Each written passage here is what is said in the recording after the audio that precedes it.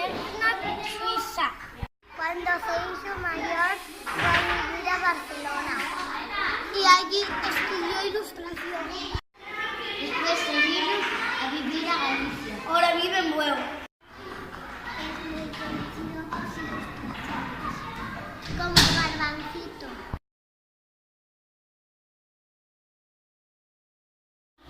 Arturo. El frente y un guisante.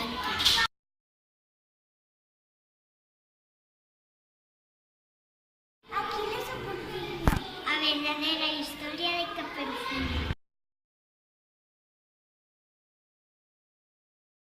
También conocemos a otros ilustradores.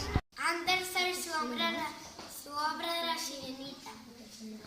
Glover Álvarez, con su habla el cuerpo humano.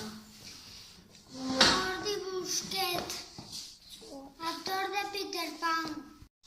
Mark Tiger, Con sus obras Tic Tac y Arturo. Eva Agra con su obra de Maruja Macho. Michael Gray, a que sabe actuar.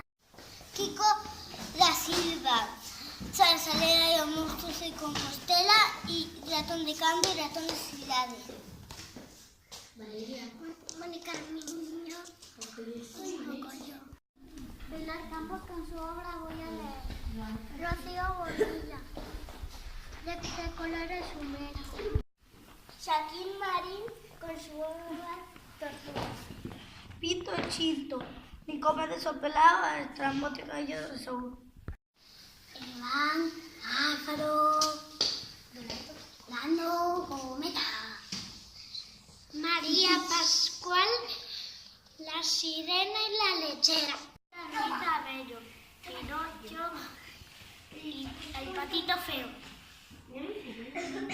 Axel Scheffler, con sus obras de La hija del Grúfalo, Quiero dormir la siesta.